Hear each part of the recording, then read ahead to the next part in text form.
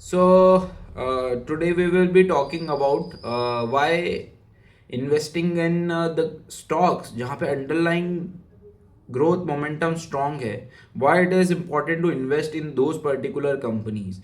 So सबसे पहले तो वी टॉक अबाउट कि आपके पास जो भी पोर्टफोलियो में स्टॉक्स है, you need to revisit your portfolio and you need to search the stock जहाँ पे आपको जिन कंपनीज के बारे में आपको नॉलेज नहीं है, वो पर्टिकुलर बिजनेस के बारे में या तो you try to grab knowledge, आप उस पर्टिकुलर इंडस्ट्री के बारे में सीखें एंड उस पर्टिकुलर बिजनेस को एनालाइज करें। एनालाइज करने के बाद भी आप जो उसके पीयर्स है उनके बारे में स्टडी करें कि सबसे हाई पेस पे कौन ग्रो कर रहा है। बिकॉज अगर एक पर्टिकुलर इंडस्ट्री में अगर आपके पास जो स्टॉक है एंड उसका जो पीयर है वो अगर फास्टेस्ट पेस पे ग्रो कर रहा है तो उसकी री रेटिंग फटाफट होगी, वो फटाफट ऑल टाइम हाई पे वापस जाएगा इस खराब मार्केट में, एंड आपका स्टॉक हो सकता है कि धीरे टाइम ले उस पर्टिकुलर ऑल टाइम हाई को रीच करने में।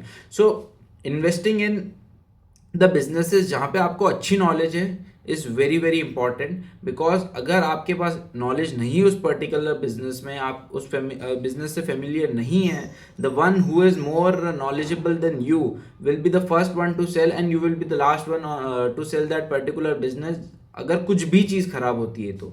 सो इट्स वेरी इंपॉर्टेंट कि you have the knowledge about that particular business. Now coming back to second point, that is growth. Why growth matters?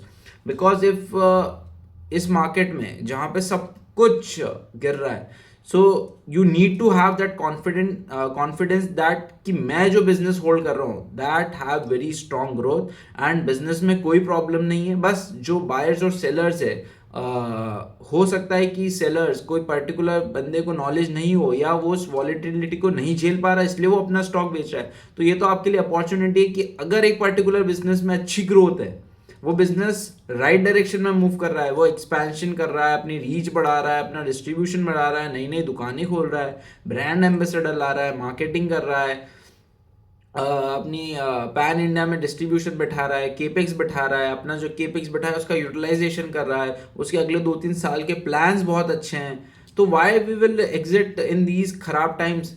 ये तो बहुत अच्छा टाइम है जहाँ पे आप उस पर्टिकुलर बिजनेसेस को खराब वैल्यूएशंस पे एक्यूमुलेट करेंगे and for sure these businesses will be the one जहाँ पे ग्रोथ मोमेंटम स्ट्रांग है to reach all time high जब भी मार्केट यहाँ से टर्न करता है। So that is the point. अब why investing in growth is very important? Why? Because let's say if you are investing in any business, if you are investing for valuations, for momentum, for growth, you will not be able to stay invested। आपके पास वो patience नहीं होगा अगर आपको पता नहीं है कि वो बिजनेस कितना स्ट्रांग है, कितनी स्ट्रांग ग्रोथ उसमें है। You will not be feeling very good जब वो जो पर्टिकुलर स्टॉक है 5% रोज गिर रहा है, एंड अगर आपको पता है दैट उसमें पर्टिकुलर स्ट्रांग मोमेंटम है, ग्रोथ अच्छी है, आप उस 5% के जो लॉसेज जो आपको रोज दिखेंगे गिरते हुए, you will be the one, आप बोलोगे कि मैं और खरीदता हूँ क्योंकि ग्रोथ मोमेंटम स्ट्रांग है, बिजनेस अच्छा कर रहा है। बट जो बायर्स और सेलर्स है, हो सकता है आज किसी को पैसे की जरूरत है तो उसने बेच दिया, 5% गिर गया stock, but you will be like नहीं नहीं, मोमेंटम तो स्ट्रांग है, मैं खरीदता हूँ। So those will be the stock जो सबसे पहला रिबाउंड करेंगे। One has to revisit their portfolios कि क्या वो होल्ड करते हैं, आपको वाकई में कोई नॉलेज है भी कि नहीं, बस आपने यूं ही उसको किसी ने इन्फ्लुएंसर ने कहा या किसी दोस्त ने रिकमेंड किया तो मैंने खरीद लिया, एंड आपको उसका बिजनेस मॉडल ही नहीं पता, या आपको उस बिजनेस मॉडल से पढ़ते टाइम अच्छा ही नहीं लग रहा कि मैं क्या पढ़ रहा हूँ।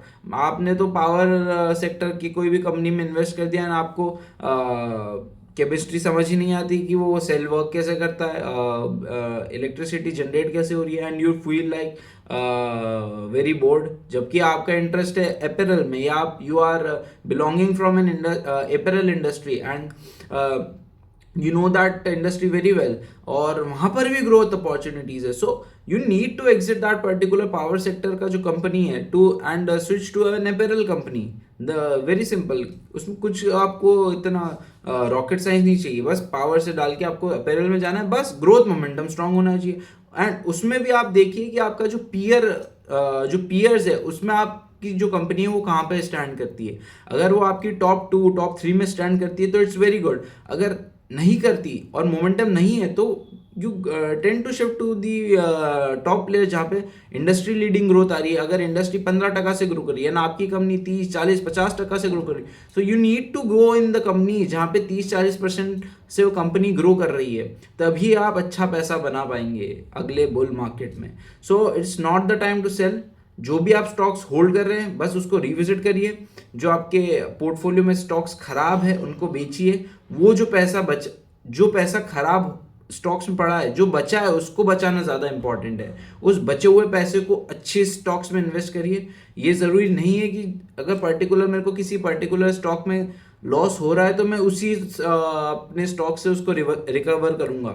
नहीं, आप जो पैसा खराब स्टॉक में पड़ा है उसको बचाइए, उसको बचा के ग्रोथ अपॉर्चुनिटीज में डालिए एंड उस ग्रोथ अपॉर्चुनिटी से पैसा बनाइए, rather than trying to recover from the older stocks जहाँ पे आपका पैसा डूब रहा है। So that was the broadly update कि you need to balance your portfolio to make a good amount of money in the next bull run या जब भी मार्केट यहाँ से टर्न करता है। So thank you.